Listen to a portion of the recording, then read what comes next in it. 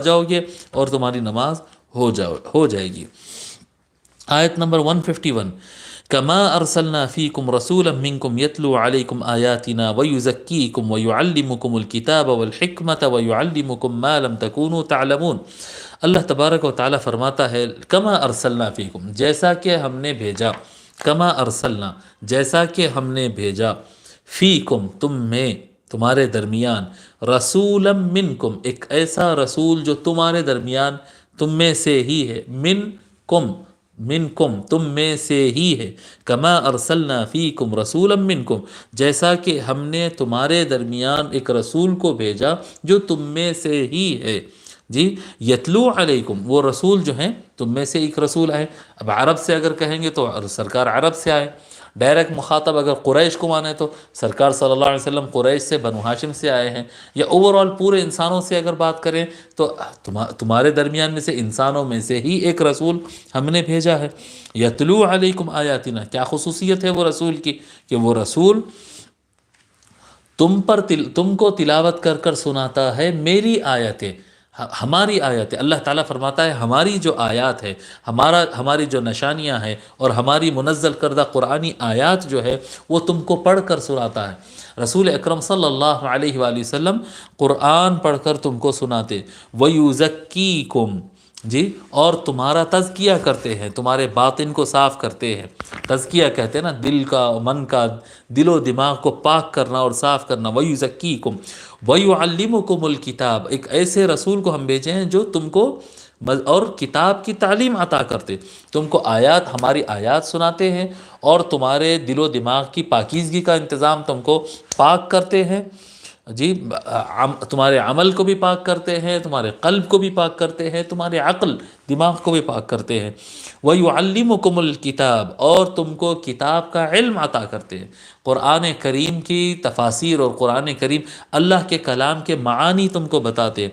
والحکمہ، اور اس کے اندر چھپی ہوئی جو سمجھداری ہے، جو وزڈم ہے، جو اس کی معرفت ہے، وہ تم کو عطا کرتے ہیں۔ وَيُعَلِّمُكُم مَّا لَمْ تَكُونُوا تَعْلَمُونَ، اور تم کو وہ بھی تم کو سکھلاتا ہے، وہ رسول وہ بھی تم کو علم عطا کرتا ہے جو کچھ علم تمہارے پاس نہیں تھا۔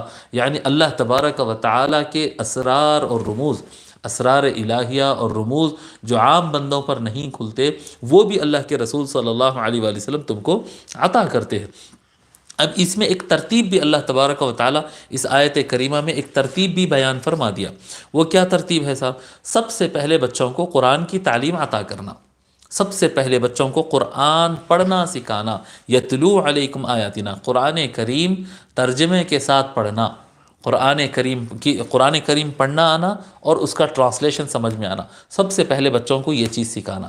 یہ مسلمان کو، یعنی بڑوں کے لیے بھی ہے، میں ایک بات کیونکہ گھر میں کنٹرول بچوں کے اوپر رہتا ہے اس لیے بچوں کے لیے کہہ رہا ہوں کہ ہر مسلمان کو چاہیے کہ وہ سب سے پہلے قرآن کی تلاوت، جیسا کہ ہم بتائے کہ قراءت میں اور تلاوت میں فرق یہ ہے کہ قراءت صرف پڑھنے کو کہتے ہیں، اور اس کی ایک قسم آتی ہے تلاوت، قراءت کی ہی ایک قسم ہے تلاوت، اور تلاوت کس کو کہتے ہیں؟ سمجھتے ہوئے پڑھنا۔ تو قرآن کریم مع ترجمہ سمجھنا۔ اس کے بعد کیا فرماتے ہیں؟ وَيُزَكِّيكُمْ، رسول اکرم صلی اللہ علیہ وسلم تمہارا تزکیہ کریں گے، تو قرآن کریم مع ترجمہ سمجھنا۔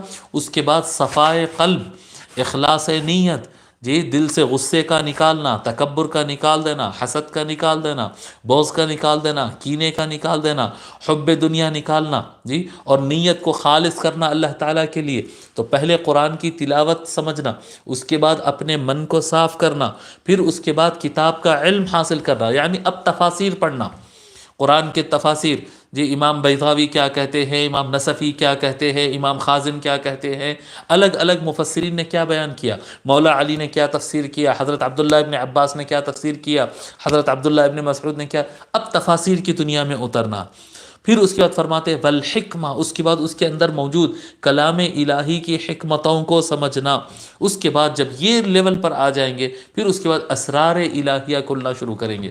اللہ تبارک و تعالی وہ راز کھولتا ہے جو بندے کی مشقت سے نہیں، بندہ یہ راستہ طے کر لے، اللہ تبارک و تعالی پھر اس کے دل و دماغ پر اسرار الہیہ اپنے راز کھولنا شروع کر دیتا ہے، وہ عطا ہو جاتا ہے۔ تو یہ ترتیب ہے۔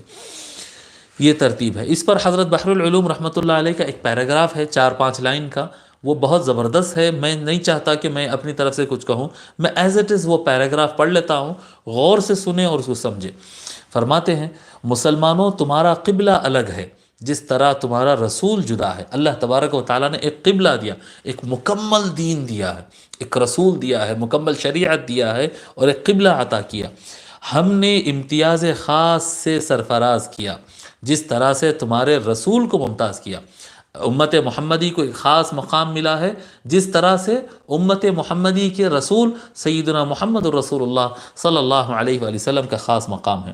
وہ تم کو ہماری آیتیں پڑھ کر سناتا ہے۔ وہ ایک ایسا رسول ہے، میرا محبوب ایک ایسا رسول ہے، وہ تم کو ہماری آیتیں پڑھ کر سناتا ہے، اور تم اس کو یاد رکھ کر قاری اور حافظ بن جاتے ہو۔ جی، تم اس کو یاد رکھ کر قاری ہو جاتے ہو۔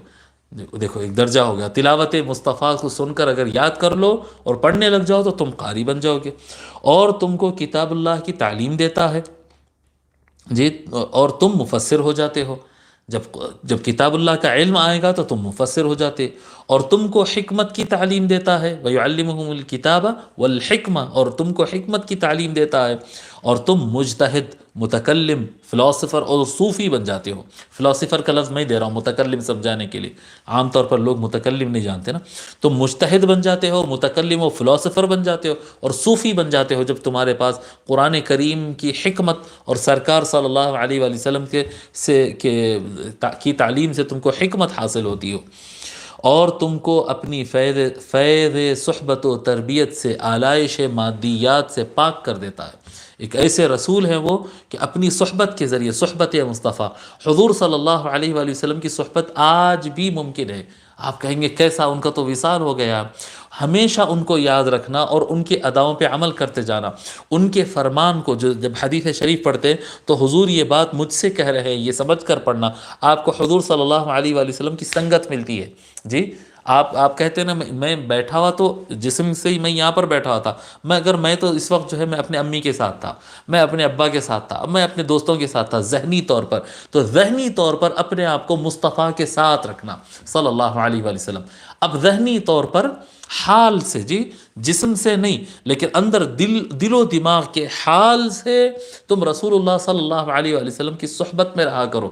جب ان کی صحبت میں رہا کریں گے تو وہ ایسا فیض عطا کریں گے کہ اپنی فیض صحبت و تربیت سے آلائش مادیات، یہ دنیا، یہ جاہ، دولت، عظمت، یہ رنگ، یہ خوش نمائیاں، یہ چکا چوند جو ہے یہ دنیا کی، اس سے دل کو پاک کر دیتے، آلائش مادیات سے پاک کر دیتا ہے، اور تم میں نور روحانیت جلوہ گر ہوتا ہے۔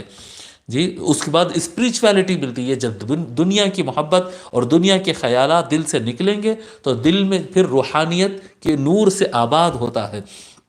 ان کے سوا اور بہت سے معارف و علوم سکھاتا ہے، وَيُعَلِّمُكُم مَّا لَمْ تَكُونُوا تَعْلَمُونَ، اور بہت ساری ایسی باتیں جہاں تک تمہارا ذہن نہیں پہنچ سکتا ہے وہ بھی تم کو عطا کرتا ہے جس سے تم واقف نہ تھے۔ پھر تم کو کسی اور باتوں سے متاثر ہونے کی کیا ضرورت ہے؟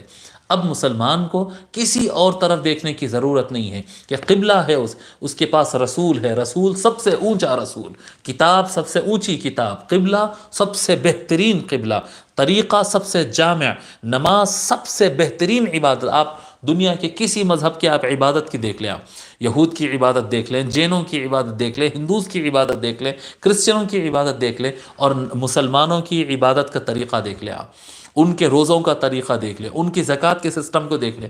اتنا بہترین سسٹم ہر لحاظ سے، زکوٰۃ میں، نماز میں، روزے میں، حج میں، اخلاق میں، کردار میں، family system, political system, economical system, جتنے آپ تعلیم دیکھیں گے، اسلام ایک اتنا مکمل دین ہے کہ اب مسلمان کو کسی اور طرف دیکھنے کی ضرورت ہی نہیں ہے۔ مکمل اور جامع دین اللہ تبارک و تعالیٰ نے اپنے محبوب سیدنا محمد رسول اللہ صلی اللہ علیہ وآلہ وسلم کے ذریعے اللہ تبارک و تعالیٰ نے عطا کیا ہے۔